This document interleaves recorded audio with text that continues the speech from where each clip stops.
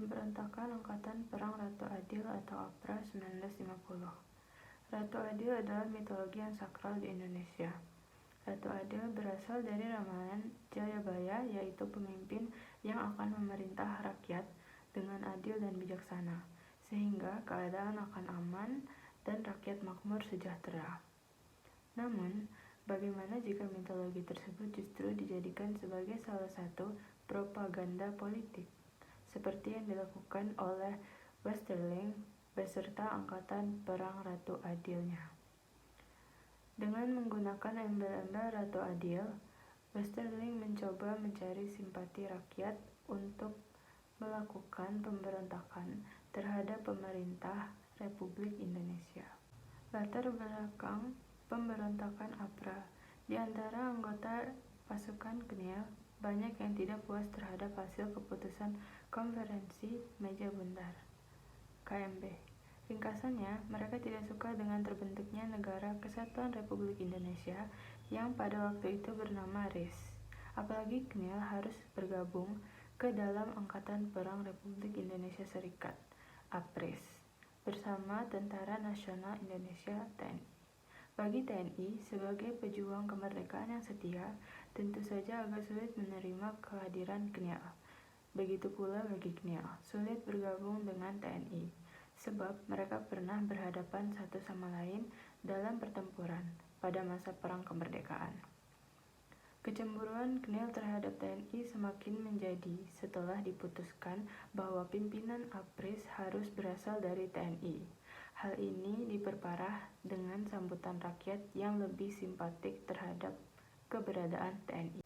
Pada titik inilah, kaum reaksioner yang subversif memanfaatkan situasi untuk terus menyebar hasutan guna mendorong pemerintah Indonesia.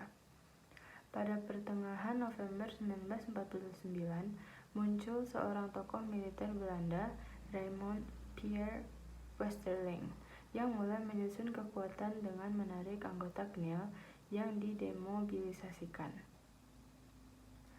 Westerling dikenal sebagai seorang militer yang berpengalaman dan kejam. Perjalanan hidupnya di Indonesia diwarnai dengan genangan darah. Pada awalnya, ia ditugaskan sebagai kapten tentara kerajaan Belanda untuk melumpuhkan semangat juang rakyat di Sulawesi Selatan. Kedatangannya di Sulawesi Selatan disertai 150 anggota Korps Spezialtruppen. Dalam melaksanakan tugasnya itu, ia membunuh 40.000 rakyat Sulawesi Selatan. Selesai bertugas di Sulawesi, ia ditarik ke Jawa Barat sebagai pimpinan atas 1.500 orang Spezialtruppen.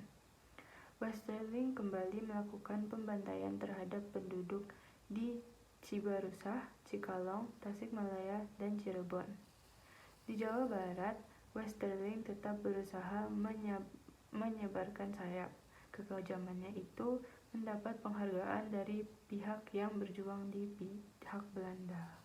Akan tetapi, pemerintah Belanda akhirnya memecat Westerling dari dinas ketentaraan. Namun, hal ini ternyata lebih memberikan keleluasaan kepadanya. Ia bisa lebih dekat dan semakin aktif melakukan kegiatan bersama unsur-unsur penentang Republik Indonesia. Bebas dari tugas militer, Westerling justru membentuk gerakan dengan nama Ratu Adil. Dengan nama ini, gerakan Westerling semakin mendapat simpati rakyat. Dalam waktu yang relatif singkat, ia berhasil mengumpulkan modal dan pengikut sebanyak 8.000 orang, termasuk para bekas pasukan Belanda. Tujuan APRA dan kaum kolonialis yang ada di belakangnya adalah mempertahankan bentuk federal di Indonesia dan mempertahankan adanya tentara tersendiri pada setiap negara-negara bagian RIS. Tujuan ini bertolak belakang dengan hasil konferensi antar Indonesia di Yogyakarta, yang telah menyetujui bahwa APRIS adalah Angkatan Perang Nasional. Dimulainya serangan APRA. Tidak lama setelah APRA dibentuk, Westerling mengajukan ultimatum kepada pemerintah RIS agar kekuasaan militer daerah Pasundan diserahkan sepenuhnya kepada APRA. Ia menilai TNI kurang mampu menjalankan tugas itu dan meminta agar APRA dijadikan pasukan resmi. Pemerintah RIS menganggap ultimatum itu sebagai sebuah kekonyolan. Oleh karena itu, Westerling mulai berusaha merebut kekuasaan dengan kekerasan. Target utama dari kebungisan Westerling adalah Jakarta dan Bandung. Setelah menyusun rencana, APRA mulai bergerak di sekitar Cililin di bawah pimpinan 2 orang inspektur polisi Belanda, Van Biclen dan Van der Meulen. Gerakan APRA yang terdiri dari sekitar 800 orang, diantaranya 300 anggota KNIL bersenjata lengkap, menyerang kota Bandung pada pagi hari tanggal 23 Januari 1950. Walaupun 1 hari sebelum serangan, pimpinan divisi Siliwangi telah mensinyalir adanya suatu gerakan dari sekelompok orang bersenjata yang bergerak dari Cimahi menuju kota Bandung, tetap saja Westerling berhasil memasuki kota itu. Keesokan harinya, APRA telah memasuki kota Bandung dan secara ganas membunuh setiap anggota TNI yang dijumpai.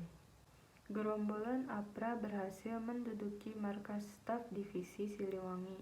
Pertempuran tidak berimbang pun terjadi antara 150 orang APRA melawan 18 orang anggota TNI.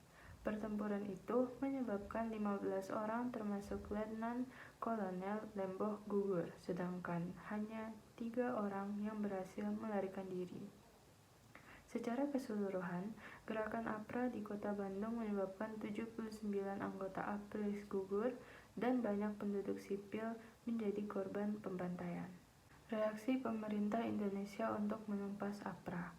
Pemerintah RIS segera bereaksi dengan mengirimkan bala bantuan ke Bandung untuk menghentikan APRA.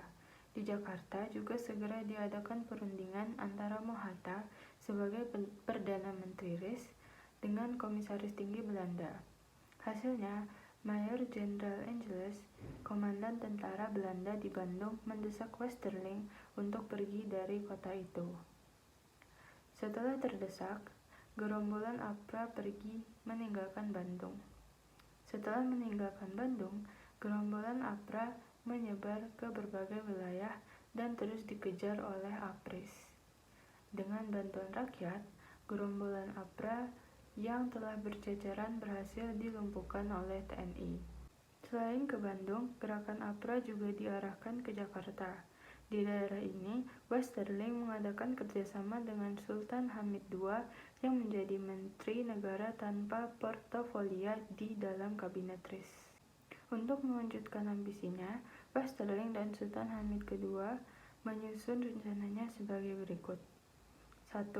APRA akan menyerang gedung tempat Kabinet RIS bersidang.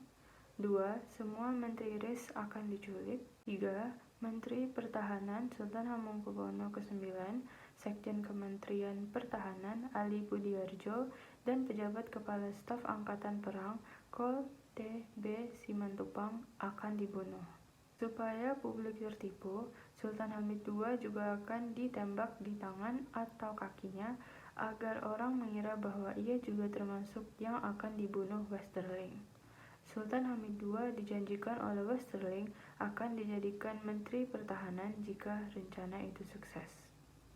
Akan tetapi, berkat kesigapan APRIS, usaha APRA di Jakarta juga menemui kegagalan. Meskipun demikian, Westerling dengan gerombolannya masih terus mencoba untuk mencapai tujuannya. Tetapi, usahanya tetap berujung pada kegagalan. Sementara itu, Westerling yang melihat indikasi kegagalan rencananya, memilih melarikan diri dengan pesawat Catalina Angkatan Laut Belanda ke Singapura pada 22 Februari 1950. Di Singapura, Westerling justru ditahan polisi setempat dengan tuduhan telah memasuki wilayah itu tanpa izin. Westerling menjalani hukuman selama 1 bulan di Singapura. Pemerintah Indonesia berusaha menuntut agar buronannya tersebut diserahkan kepada Indonesia. Namun, tuntutan itu ditolak mentah-mentah oleh pihak Inggris dengan alasan bahwa RIS tidak punya perjanjian dengan Inggris tentang hal itu. Sementara itu, Sultan Hamid II yang ikut serta dalam rencana makar tersebut baru tertangkap pada 5 April 1960. Presiden Soekarno di depan Singan DPR RI menyampaikan pidato yang menegaskan sikap pemerintah untuk menumpas pemberontakan Westerling. Selanjutnya, ia mengingatkan pula agar rakyat, khususnya umat Islam, agar tidak terpancing dan masuk gerakan pemberontak.